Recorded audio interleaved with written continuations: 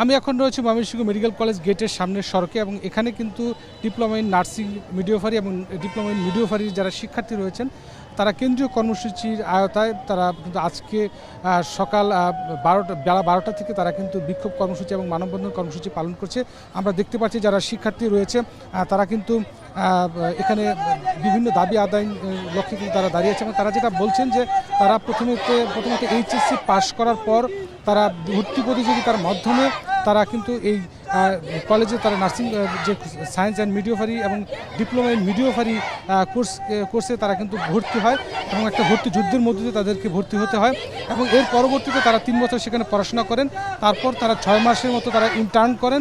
বিভিন্ন ধাপে ধাপে তারা একজন নার্স হিসেবে তারা কিন্তু তাদের কর্মক্ষেত্রে প্রবেশ করেন। কিন্তু তারপরেও তারা কিন্তু দীর্ঘদিনে তাদের যে দাবি যে ডিগ্রির একটি স্নাতকোত্তর ডিগ্রি তারা একটা দাবি জানাচ্ছেন, সেটি কিন্তু তারা তাদের প্রাপ্য যে সম্মান, প্রাপ্য যে অধিকারটি সেটি কিন্তু তারা পেয়ে আসছিলেন না এবং সেই জন্যই কিন্তু তারা আজকে মানববন্ধন করছে তেমনি কর্মসূচি অনুযায়ী। এবং এই মানববন্ধন কর্মসূচিতে আমরা দেখতে পাচ্ছি যে বিভিন্ন পর্যায়ে যারা শিক্ষার্থী রয়েছেন তারা কিন্তু এই মানববন্ধনে তারা অংশগ্রহণ করেছে এবং আমরা কয়েকজন শিক্ষার্থীর সাথে একটু কথা বলার চেষ্টা করব। আমরা একটু জানতে চাই আজকে আপনাদের মূল দাবিটা কি এবং আপনারা কি চান আপনাদের দাবি আজকে? আচ্ছা, আমাদের মূল দাবি হচ্ছে আমাদের ডিপ্লোমা কোর্সকে ডিগ্রি সমমান করার জন্য।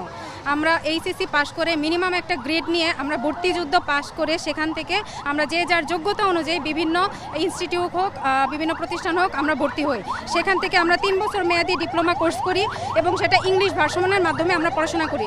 সেখানে বিএনএমসির আন্ডারে আমাদের এক্সাম প্রক্রিয়া চলে এবং সবশেষে হচ্ছে আমরা পাশ করার পর 6 মাস মেয়াদি ইন্টার্নশিপ করি। ইন্টার্নশিপ শেষ করার পরেও দেখা যায় আমাদেরকে সেই এইচএসসি সমমানেরই আমাদের মূল্যায়নটা করা হয়। কিন্তু এক্ষেত্রে আমাদের যৌক্তিক দাবি হচ্ছে এইচএসসি পরীক্ষার পরেও আমরা ডিপ্লোমা করার পরে কেন এইচএসসি সমমান পাবো, এতটুকু বৈষম্য আমরা চাই না।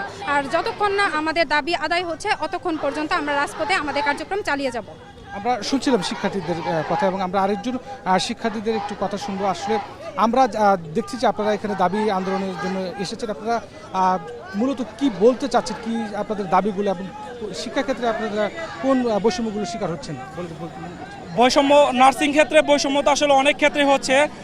মূলত আমাদের যে প্রধান বৈষম্যটা আমরা দেখতে পাচ্ছি সেটা হচ্ছে এসএসসি পাস করার পর একটা নির্দিষ্ট পয়েন্ট এবং ইন্টারমিডিয়েট পাস করার পর একটা নির্দিষ্ট পয়েন্ট, সেই সাথে হচ্ছে অ্যাডমিশন টেস্ট ভর্তি যুদ্ধের মাধ্যমে নির্দিষ্ট একটা স্কোর অর্জন করে আমাদেরকে নার্সিং সেটা হোক সরকারি ক্ষেত্রে বা বেসরকারি ক্ষেত্রে আমাদের ভর্তি হতে হয়। ইন্টারমিডিয়েট শেষ করে এবং 3 বছর ডিপ্লোমা কমপ্লিট করতে হয় এবং 6 মাসের যে ইন্টার্নশিপ আছে সেটাকে কমপ্লিট করে আমাদের কম্প্রিহেনসিভ পরীক্ষার মাধ্যমে একজন রেজিস্টার্ড নার্স হিসেবে আমরা পরিচিতি পাই এবং ভর্তির 1 বছরের পরবর্তী সময় থেকে আমাদেরকে ক্লিনিক্যাল প্র্যাকটিস আসতে হয়। সপ্তাহে আমরা 3 দিন ক্লিনিক্যাল প্র্যাকটিস করি, 3 দিন ক্লাস করি। সেক্ষেত্রে দেখা যাচ্ছে যে ইন্টারমিডিয়েট শেষ করলাম এবং 3 বছরের ডিপ্লোমা একটা কোর্স কমপ্লিট করলাম, সাথে 6 মাসের ক্লিনিক্যাল প্র্যাকটিস আর কি আমরা কমপ্লিট করলাম। তার পরবর্তীতে এগুলো কমপ্লিট করার পরেও আমাদেরকে ইন্টারমিডিয়েটের সমমান দেওয়া হয়েছে, যা আমাদের ডিপ্লোমা নার্সদের জন্য অত্যন্ত দুঃখের এবং নিন্দা কি বলবো একদম লজ্জাজনক ঘটনা। এটা আমরা মেনে নিতে পারছি না। ইতিপূর্বে যতগুলো কোর্স কমপ্লিট হয় ইন্টারমিডিয়েট শেষ করার পর যে সকল কোর্স কমপ্লিট হয় তাদেরকে স্নাতক বা অনার্সের সমমান দেওয়া হয়। সেক্ষেত্রে আমাদের ক্ষেত্রে কেন বৈষম্য শিকার হব আমরা, এটাই মূলত আমাদের মূল চাওয়া।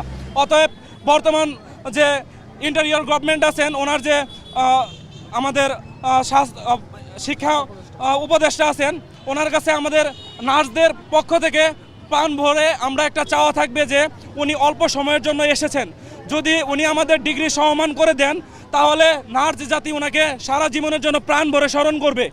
ধন্যবাদ আপনাকে। আমরা শুনছিলাম শিক্ষার্থীদের কথা। এখানে কিন্তু সরকারি যে নার্সিং কলেজের যারা শিক্ষার্থী রয়েছেন তাদের পাশাপাশি কিন্তু বেসরকারি যারা শিক্ষার্থী রয়েছেন তারাও কিন্তু এখানে এসেছেন এবং তারা দাবি দেওয়া জানাচ্ছেন এবং তারা চাচ্ছেন যে দ্রুত সময়ের মধ্যে তাদের যে ন্যায্য দাবিটি সেটি যেন পূরণ হয় এবং পূরণ না হওয়া পর্যন্ত কিন্তু তারা তাদের দাবি আন্দোলনে তারা কিন্তু চালিয়ে যাবেন। আজকে যেহেতু তারা আন্দোলন করছে, আজকে কিন্তু তারা কোনো ক্লাস পরীক্ষায় কিন্তু তারা কিন্তু অংশগ্রহণ করেনি। সব মিলিয়ে এই ছিল ময়মনসিংহ থেকে সর্বশেষ খবর আমার কাছে।